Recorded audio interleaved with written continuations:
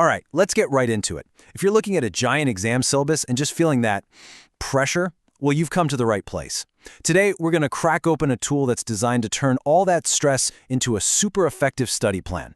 So let's do this. Does this look familiar? It's that feeling, right? You open up your syllabus and it just keeps scrolling. It's that little moment of panic where you think, how on earth am I going to learn all of this? And trust me, you are definitely not alone. The amount of stuff you have to know for subjects like physics and chemistry is just massive. It's totally normal to feel like you're drowning in it. And this is kind of what it looks like, right? 1 minute you're dealing with motion in a straight line, and the next you're supposed to be an expert in organic chemistry. Each one of these topics is its own little world, with its own rules, its own concepts, and of course, a ton of formulas. It's a lot. But what if there was a way to cut through all that chaos? A secret weapon that could take that impossible list and turn it into a clear, totally manageable roadmap for your revision. So let me introduce you to this secret weapon, a seriously comprehensive formula handbook. And look, the whole point of this is not about studying harder. It's about studying smarter. It's about having every single essential formula and concept all in one place, organized and ready to go whenever you need it.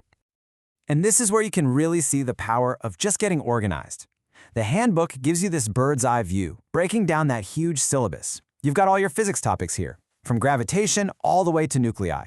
And right next to it, all your chemistry, from the basics to polymers. Suddenly, that mountain of information starts to look a lot more like a series of small, climbable hills. Okay, so let's see how this actually works. We'll kick things off with physics and break down how this handbook turns these abstract-looking equations into actual, powerful tools you can use to solve problems. All right, let's take a classic, motion in a straight line. The handbook just lays it out for you. Starting with a core equation you'll see a million times. Final velocity equals initial velocity plus acceleration times time. Simple enough, right? You've probably seen it 100 times before. But here's the thing that makes this handbook so much more than just a list of formulas. It gives you the context. It tells you exactly when to use this formula, defining what uniformly accelerated motion is. So you know, okay, this only works if an object is moving in a straight line and its acceleration isn't changing. That why is just as important as the what. And this transforms the handbook into your go-to toolkit for solving problems. It's a system. First, you read the problem, figure out what you already know and what you need to find. Second, you just flip to the right page in your handbook and grab the perfect tool, the right formula for the job. And third, you plug in the numbers and solve. It's a simple, repeatable process that really builds your confidence. Okay, let's hop over to chemistry and see how it builds a similar kind of framework. The handbook is fantastic at connecting those fundamental constants, the numbers you're forced to memorize, to the big ideas they actually represent.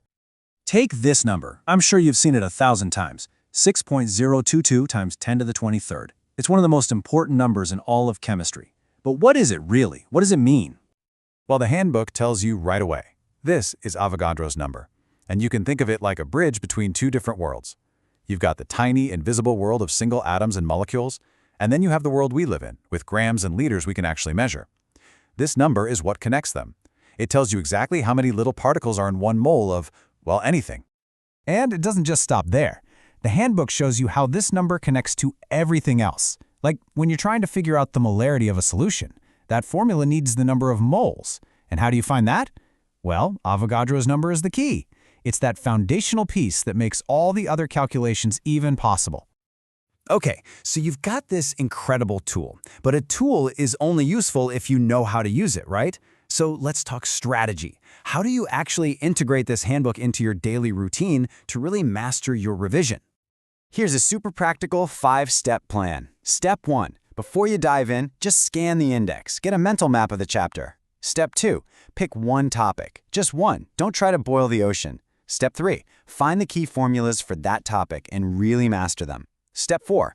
Don't just memorize. Use the definitions in the handbook to understand the ideas behind the formulas. And finally, Step 5, and this is the most important one, practice. Use those formulas to solve problems again and again. And you got to remember this.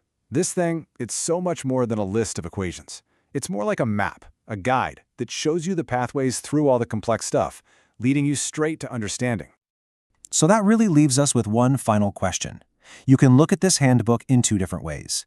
Is it just going to be a cheat sheet you glance at the night before an exam? Or is it going to be your toolkit, something you actively use to take problems apart, build your understanding, and really, truly master this material? The choice? Well, that's up to you.